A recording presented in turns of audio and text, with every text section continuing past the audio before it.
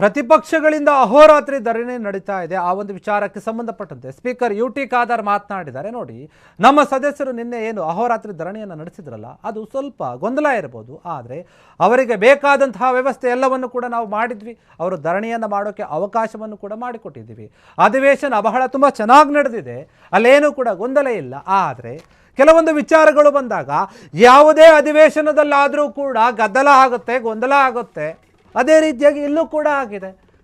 RB. Timmapur ಅವರ ವಿಚಾರವಾಗಿ ಸದನದಲ್ಲಿ ಗದ್ದಲ ಆಗಿತ್ತು. ಅಹೋರಾತ್ರಿ ಧರಣಿಯನ್ನು ಮಾಡಿದ್ರು, ಅವರು ರಾಜೀನಾಮೆಯನ್ನು ಕೊಡಬೇಕಂತ.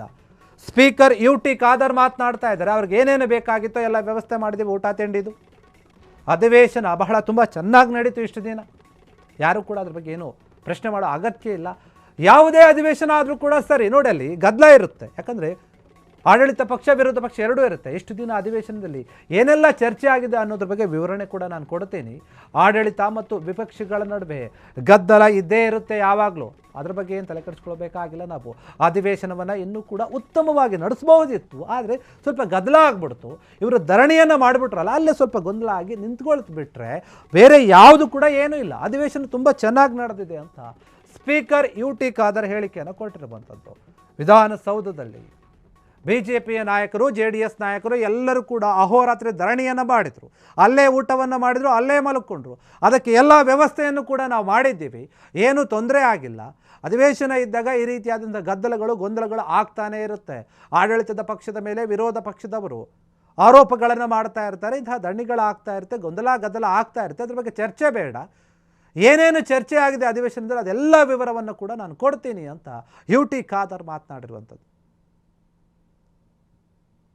ಈಗಾಗಲೇ ನಮ್ಮ ಸನ್ಮಿತ್ರರು ಮತ್ತು ಸದಸ್ಯರು ಬಹುಶಃ ನಿನ್ನೆ ಅಹೋರಾತ್ರಿಯ ಧರಣಿಯನ್ನು ಮಾಡಬೇಕಂತ ಆಯ್ಕೆ ಮಾಡಿ ತೀರ್ಮಾನ ಮಾಡಿದ್ದಾರೆ. ಅವರಿಗೆ ಅದಕ್ಕೆ ಅವಕಾಶ ಇದೆ, ಅದನ್ನು ಬೇಕಾದಂಥ ವ್ಯವಸ್ಥೆ ನಾವು ಮಾಡಿ ಕೊಟ್ಟಿದ್ದೇವೆ.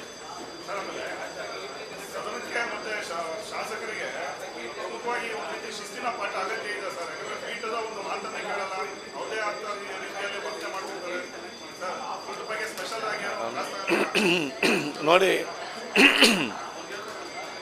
ಒಟ್ಟಾರೆಯಾಗಿ ಈ ಅಧಿವೇಶನ ಬಹಳ ಚೆನ್ನಾಗಿ ನಡೆದಿದೆ. ಯಾವುದೇ ಒಂದು ಅಧಿವೇಶನ ಯಾವುದೇ ರಾಜ್ಯ ಇರಲಿ, ರಾಷ್ಟ್ರ ಮಟ್ಟದಲ್ಲಿ ಈ ರೀತಿಯ ಆ ಒಂದು ಗದ್ದಲ ಹಾಗೆ ಆಗ್ತದೆ. ಎಷ್ಟೇ ಗದ್ದಲ ಇದ್ದರೂ ಕೂಡ, ಎಷ್ಟೇ ವಿಚಾರ ಚರ್ಚೆ ಇದ್ದರೂ ಕೂಡ ಇವತ್ತು ಏನೆಲ್ಲ ಬಹುಶಃ ನಮ್ಮ ಎಜೆಂಡಾ ಇತ್ತ ಅದೆಲ್ಲವೂ ಕೂಡ ಇವತ್ತು ಪೂರ್ತಿಗೊಳಿಸಲಾಗಿದೆ. ಯಾವುದು ಇವತ್ತು ಆ ನಿರ್ಣಯ ಇವತ್ತು ಮಂಡಿಸಬೇಕು ಅದನ್ನು ಬಹುಶಃ ಇವತ್ತು ಯಾವುದೇ ಗದ್ದಲವಿಲ್ಲದೆ ಮಾನ್ಯ ಮುಖ್ಯಮಂತ್ರಿಗಳು ಸರ್ಕಾರದನ್ನು ಇವತ್ತು ಸದನ ಇವತ್ತು ಮಂಡಿಸಿದೆ, ಚರ್ಚೆ ಆಗ್ತದೆ.